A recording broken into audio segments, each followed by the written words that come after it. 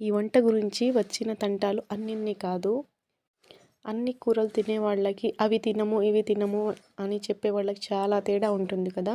అన్నీ తినేవాళ్ళు ఏ కూర చేసినా, ఏ పచ్చడి చేసినా ఏసుకొని తినేస్తారు. అది తినము, ఇది తినము అనే వాళ్ళ గురించి వంట చేయాలంటే కొంచెం ప్రాబ్లమ్‌గానే ఉంటుంది కదా!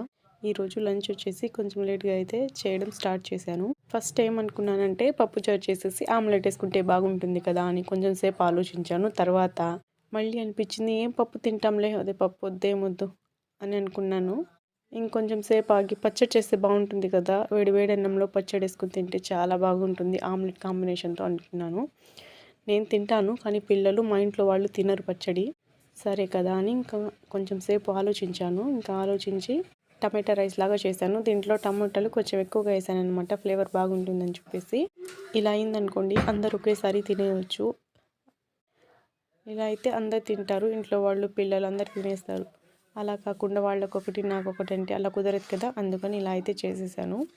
ఫస్ట్ నేను 2 గ్లాసుల బియ్యం అయితే కడిగి పక్కన పెట్టుకున్నాను. తర్వాత ఒక పెద్ద సైజు ఉల్లిపాయ, 4 టమోటాలు అయితే కట్ చేశాను. ఒక పచ్చిమిర్చి, కొంచెం పుదీనా తీసుకున్నాను. తర్వాత స్టవ్ మీద ఒక దెబ్బ పెట్టుకొని దాంట్లో ఆయిల్ వేసుకొని హీట్ అయిన తర్వాత చెక్క, మొగ్గ, ఇలాచి వేసుకొని చిట్పట్లాడిన తర్వాత సన్నగా తరిగిన ఉల్లిపాయలు, పచ్చిమిర్చి వేసి ఎర్రగా ఫ్రై అవ్వనిచ్చాను. అది ఫ్రై అయిన తర్వాత మనం ఆల్రెడీ కట్ చేసి పెట్టుకున్న టమాటాను కూడా వేసి బాగా మగ్గనిచ్చాను. అది మగ్గిన తర్వాత మన చెట్టుది పుదీనా ఉంటుంది, అది కొంచెం కట్ చేసి వేసాను.